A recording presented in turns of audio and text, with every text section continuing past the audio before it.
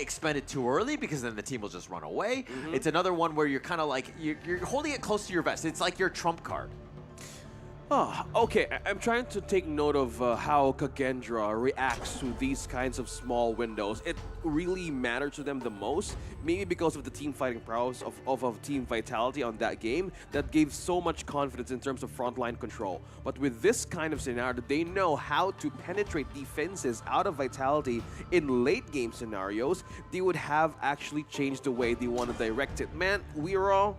And seeing the possible way to divert attentions, KAGENDRA knows how to deal with the map. Yeah, and they do a good job with vision. I think Team Vitality, that was their biggest weakness. They sometimes didn't see Weera coming out of left field.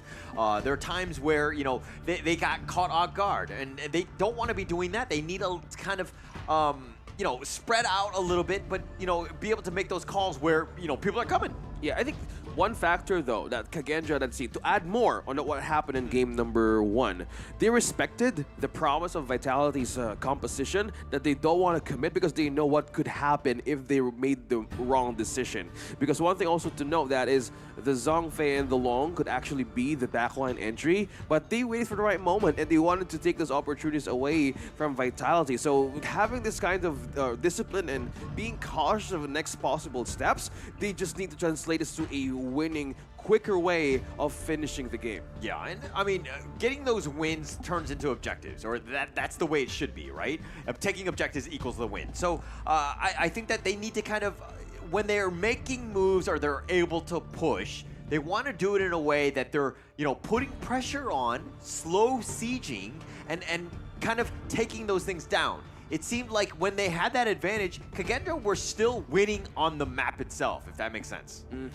I think it's more likely, again, with the thought of having the game of chess here between these two, it's just so important. The early here has been respected by Team Vitality as well against KAGENDRA because they know if they lose the grip once again from the middle stages of the game, they know what could possibly happen. So they were now forced to get the Lady Sun for themselves because this could mean something. Like, that was the problem. You said vision and as well as damage. And looking at how KAGENDRA managing to check up on what's happening here. Yeah, I'm actually trying to take a screenshot of this because I want to see the coach's playbook of what he thinks in terms of priority. I'm sure the enemy team right now is kind of like screenshotting that, using that to their own advantage when it comes to the draft.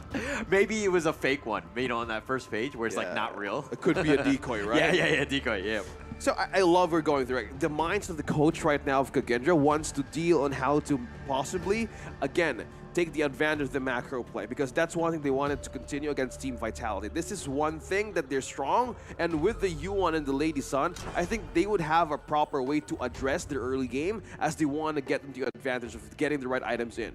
Yeah, items, of course, getting the heroes is also very important. But again, I think that this is the way that they're kind of drafting in. No team is coming in with a huge advantage. Obviously, you can if you're drafting well, but both of these, the coaches are doing well of putting their players in a position to win and to really contest in these games. Yeah, I was kind of curious, like how Long built the anti-tank items. I was really like, would you really prioritize that on the first minute? Because they know they were losing the advantage of damage. So like, Long is kind of like needing that defense that KAGENDRA did.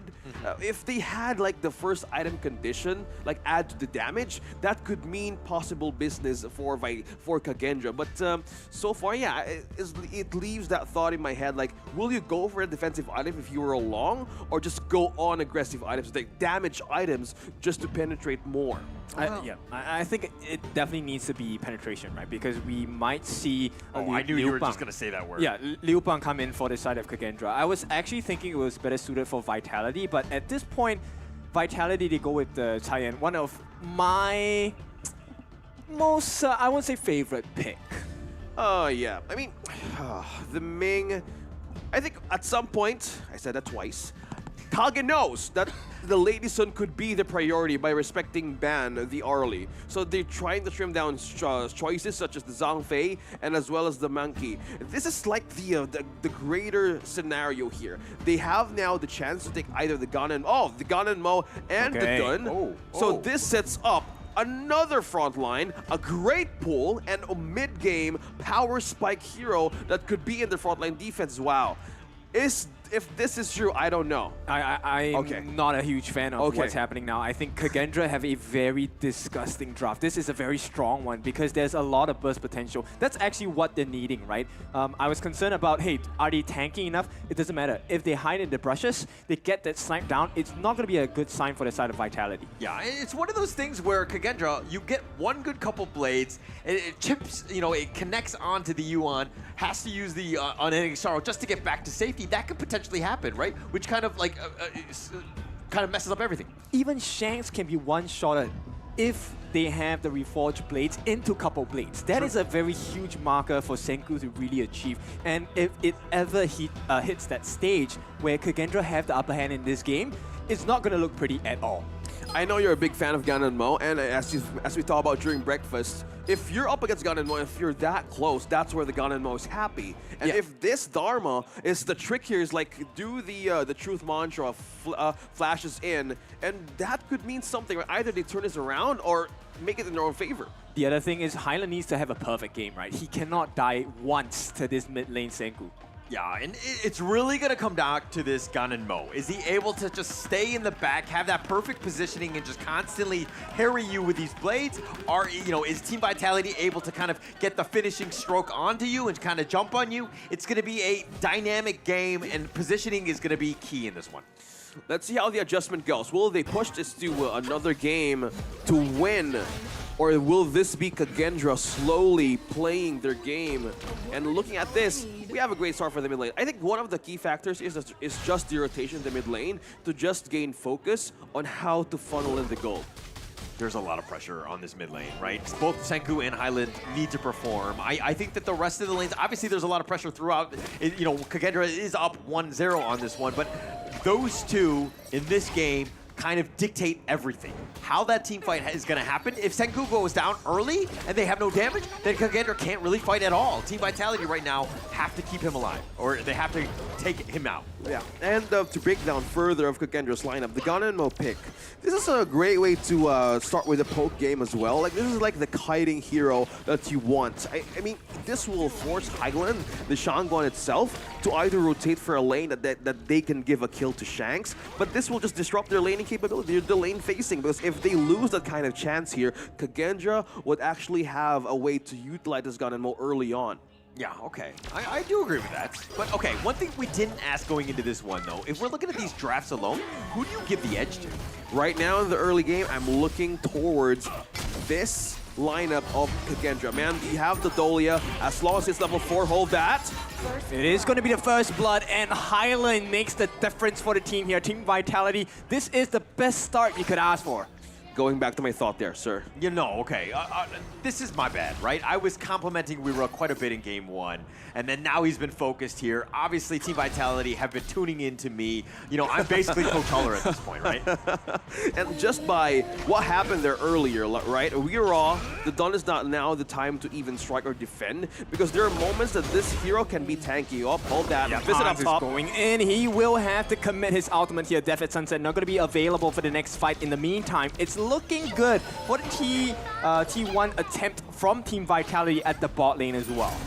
Oh yeah, it's an invite here right in the bottom lane. It's the farm lane that they want to go up against to start a pressure point once again against Hyland. Even for Shanks, rather. It's Lele against Shanks. If you want this Lady Sun to shine, either aid him as much as possible, because right now, the Cayenne or Winter won't be going around. It is going to be reroll. He's facing a lot of damage. Will fall. The shield comes in. They will take a lot of damage. And City Boy this time brings the A game towards KAGENDRA. Okay, look it. They're dancing with them. CT Boy is the unending sorrow. You have the finishing stroke. They're able to kind of play with that tower aggro, and they've been focusing on Weera. Again, he is the lifeblood of this team. He's the backbone. Being able to focus him down is actually huge for Team Vitality. Not only are they up 2 kills, but both of them have been on Weera. Oh, okay. This is a challenge now. Like, will Weera be the point of attention for Island, KAGENDRA. he's coming in, he's looking for the finishing stroke, will get stunned up, and at this point there's a lot of damage. They will not get the kill, but it's a healthy amount of damage on the T1. They will take it. The first turret of the game goes down. Vitality, they start strong. It's not about kills all the time, right? Being able to take that bottom T1 is what they have wanted to have done. Highland actually just forces it out. You don't have to get the kill, but you got the tower.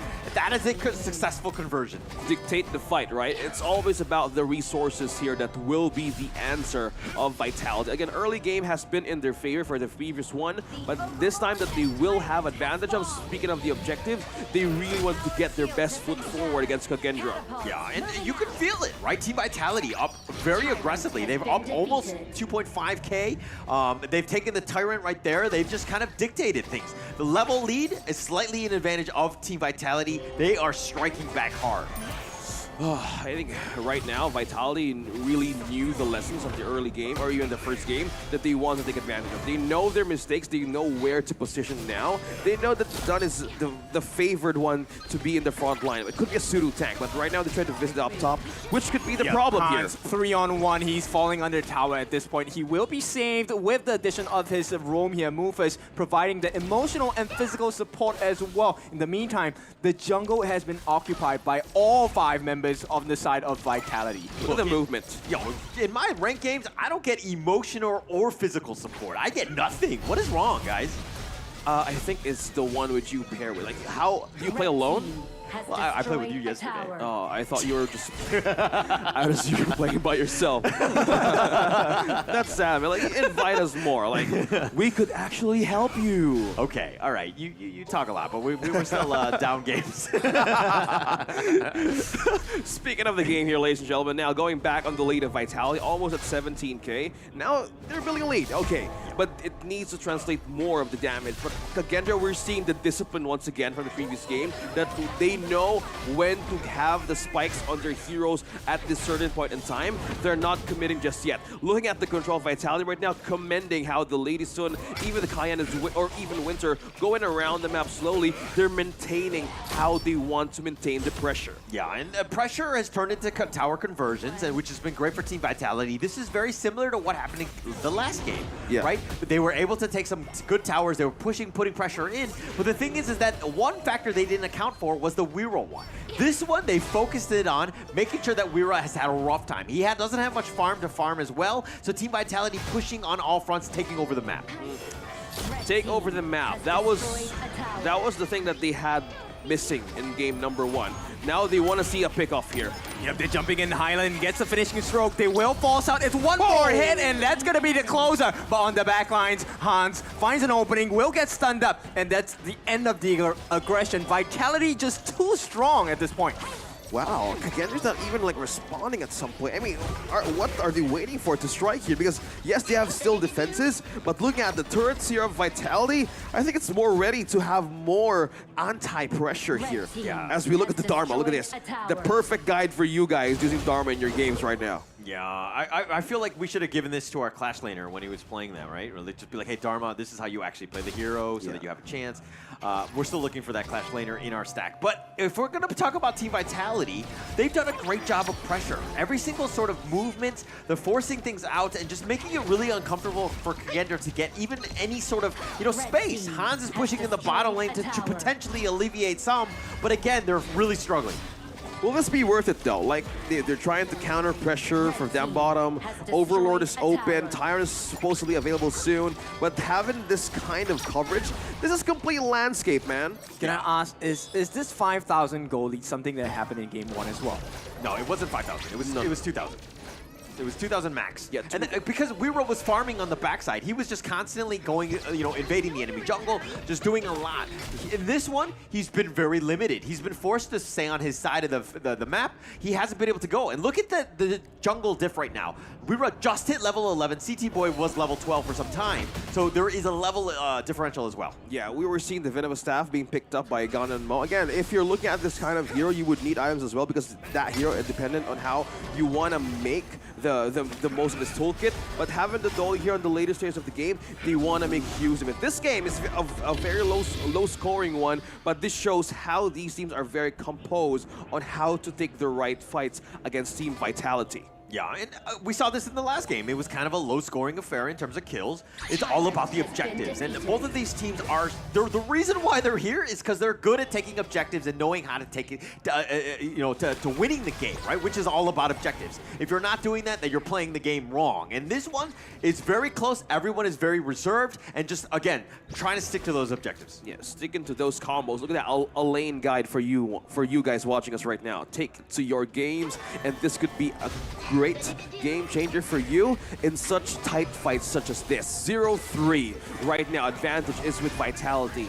Can they end this game? Just what the mistakes that they did from game number 1. Yep, they're gonna start working in. Highland in the middle of 4 gets caught out, will not get it done, gets taken out instead. This is a good defense coming in from KAGENDRA. And Vitality, once again, maybe not at the right place at the right time for the time being. Yeah, it was out of wrong, miscalculated position there for Highland to just drop in. Considering how the response of KAGENDRA having gone in Mo Senku, and even Lely could actually reach that hand and take him down, you need to be aware of that positioning. Yeah, but this is not something I expect out of Highland, right? He has been the most stable, consistent player for Vitality. Yeah, it's like, Will they try to make a play from there? I mean, Highland was just trying to create some space so that they get the top, the bottom T3. That was the ultimate goal, but Highland, I think, miscalculated, wasn't able to get that finishing stroke off, so he got caught out. I would actually prefer it if they use CT Boy as that initial guy, the guy that kind of, the decoy, so to speak, to kind of attract, because I feel like there's a little bit more sustain with that. It's a little bit more self-assured in that sense, and Highland kind of going in, looking for that finishing stroke to really pick off people in the end.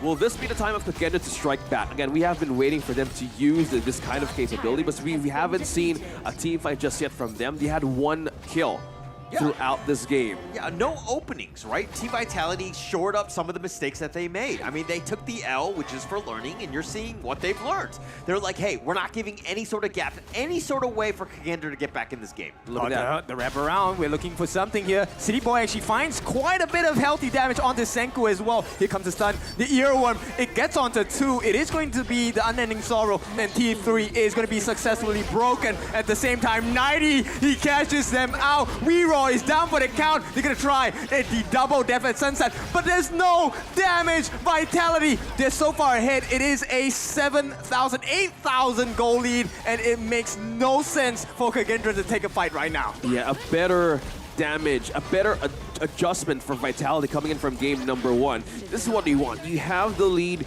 you have the capability to slow everything down from KAGENDRA. They just don't need to lose any possible way to give it to KAGENDRA's hands right now. The pickup from game number 1, it shouldn't happen again. Yeah, the brilliance of Team Vitality's draft is just the amount of sustain that they have, right? You have the Unending Sorrow, you have the poignant melodies from her as well, and then plus you have Winter with the healing hymns. Yeah. It's just all of this constant, like, long-term battles. It's like a KAGENDRA. Okay, if they're down a hero, there's no way that they can fight because, again, almost everybody's full from Team Vitality. Looking at the waves pushing in from top, I think this is the sign for KAGENDRA to just defend in their own base, because with the Overlord just pushing in up top, this would really mean another way of putting pressure of KAGENDRA just being in the base. There's no way that they could be in the front line of Team Vitality right now, because what they have is just completely a refresh or a cooldown on their ultimates that could be a great factor against Vitality. But now, defenses, it's so much more powerful with Vitality. Yeah, they start working on the tier trees in the mid and the top as well. Lola is forced to use the drag, and he's going to take to the skies, runs to the back at the same time. 90, he's just pulling them away from the true destruction here, and it's all but barren for the side of KAGENDRA. They're trying their best to stand up against it. Han's going to work on the Overlord at this point, but City Boy right smack in the middle. Not enough damage. Weeraw, he's trying so much. 90 caught in the middle of 4. This could be something big. Weeraw, he's trying to chase in. No Unruly Blade just yet. Wind Slash used as well. Hans, he sells his life, but there's no follow-up. Reroll the next one to fall. Vitality, they find the form, they find the kills. It's gonna be 2 down, and the crystal is exposed. Open, Vitality, fight back. A better adjustment. Vitality already finding their groove. A game with no turrets taken. Adjustment finally slowly showing with Team Vitality.